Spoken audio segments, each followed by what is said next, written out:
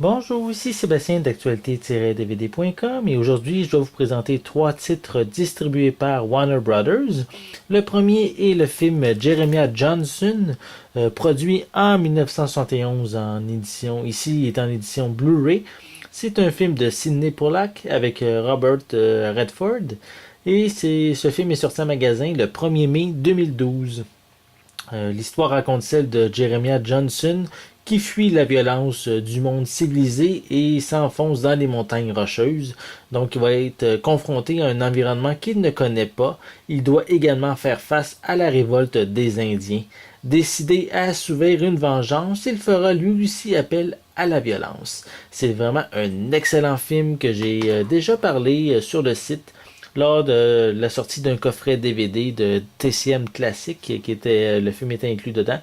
Donc j'ai hâte de voir si cette édition Blu-ray est à la hauteur du film.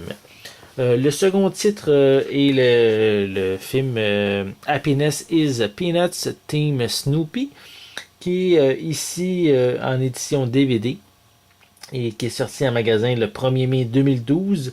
Mais ce DVD contient les épisodes de Lucy Must Betray Charlie Brown, qui tourne autour du baseball. Et on a également The Charlie Brown and Snoopy Show, qui tourne également autour du baseball, mais traite également d'une mascotte en forme de pélican et du sport le bowling. Donc un DVD pour tous les amateurs des personnages de Charlie Brown. C'est un titre qui risque vraiment de vous intéresser. Et à noter par contre que sur cette édition de Charlie Brown de Snoopy, il n'y a pas de piste française d'inclus. Par contre, il y a des sous-titres en français qu'on y retrouve.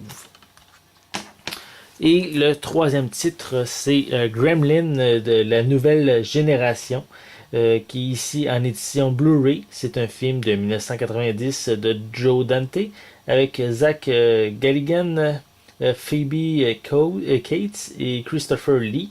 Donc, dans ce second film, Billy et Kate habitent New York avec leur mogwai Gizmo. Donc, malencontreusement mouillé, mais la petite créature va donner naissance à une nouvelle génération de gremlins. Et les monstres prennent d'assaut un gratte-ciel high-tech de New York.